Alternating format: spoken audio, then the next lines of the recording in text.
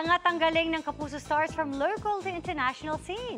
Kasunod yan ng mga pagkilalang hinakot ng ilan sa Jinseo Arigato International Film Festival at sa 72nd FAMAS Awards.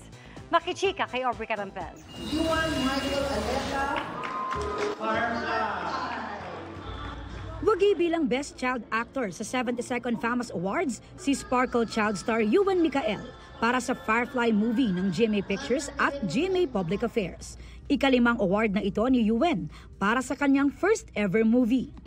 Gusto ko pasalamatan, siyempre, ang Panginoon Diyos dahil pinahiram niya po ako ng talento para magawa ng lahat ng ito. Soon mapapanood si Yuan sa upcoming GMA drama series na Forever Young.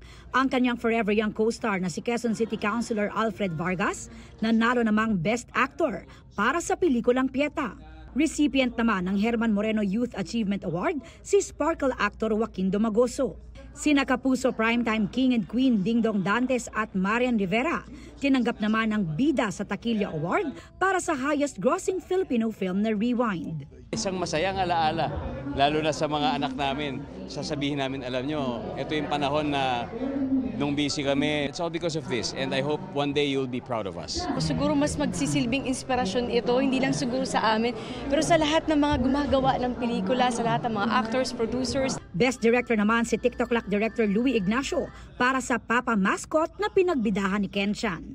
Binigyang pagkilala rin si Senator Bong Revilla bilang iconic movie actor of Philippine cinema. Kabilang naman sa iconic movie actress of Philippine cinema, sina Nova Villa at Pilar Pilapil. May special citation award din ang veteran actress na si Gloria Romero. Dumalo rin si Asia's multimedia star Alden Richards na nominated naman as Best Actor para sa Family of Two. Sa litratong ito na ipinost ni Dingdong at Marian, makikitang nakasama nila ang Hello Love Again stars Alden at Catherine Bernardo sa holding area, kasama ang iba pang artista. Humakot din ng parangal ang ilang Sparkle stars sa Jinseo Arigato International Film Festival na ginanap sa Nagoya, Japan. Best Filipino Artist and Talent Management ang Sparkle GMA Artist Center. Tinanggap ang award ni GMA Senior Vice President Attorney Annette Gozon Valdez.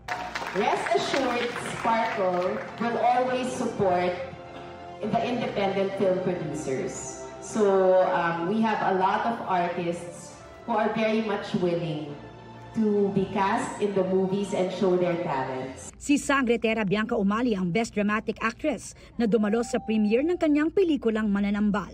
Tinanggap naman ni Sangre Adamus Kelvin Miranda ang Prolific Dramatic Actor Award. Another Sangre Sanya Lopez ang Best Filipino TV Personality. Best Versatile Comedian si Kiray Celis. At si Asia's multimedia star Alden Richards ang Best International Filipino Actor. Aubrey Carampel, updated sa showbiz happenings.